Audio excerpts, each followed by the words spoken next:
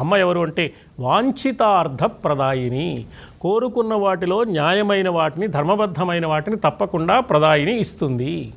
అటువంటి తల్లిని ఆరాధించడానికి అమ్మవారి పాదపరాగ ధూళిలోని ఒక్క చిన్న రేణువుని సంపాదించుకోగలిగిన సాలయ్య జీవితానికి కావలసిన అన్నీ లభిస్తాయి సుమా అంటున్నారు జగద్గురువులైన ఆదిశంకరుడు సౌందర్య లహరిలోని 3వ శ్లోకంలో.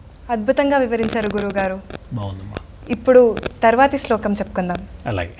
త్వదన్య పాణిభ్యాం అభయవరదో దైవతగణ త్వమేకా నైవాసి ప్రకటితవరాభీత్యభినయ భయాత్రాతుం దాతుం ఫలమపి చ వాంఛాసమధికం శరణ్యే లోకానాం తవ హి చరణావేవ నిపుణౌ.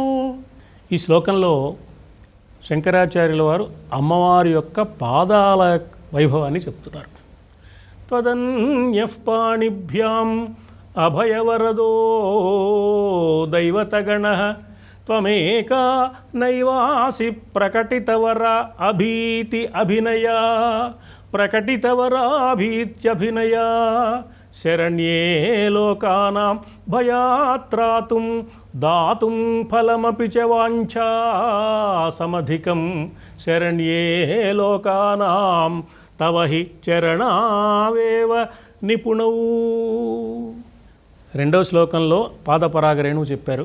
3వ శ్లోకంలో ఆ పాదపరాగ రేణువు ఏమిస్తుందో చెప్పారు. 4వ శ్లోకంలో పాదపద్మాల యొక్క వైభవం చెప్తున్నారు. అంటే పాదాలతో ప్రారంభించారన్నమాట. ఎందుకు అంటే మన సంప్రదాయం మానవా మౌళితో దర్శ్యాః తే దేవాః చరణతస్తతః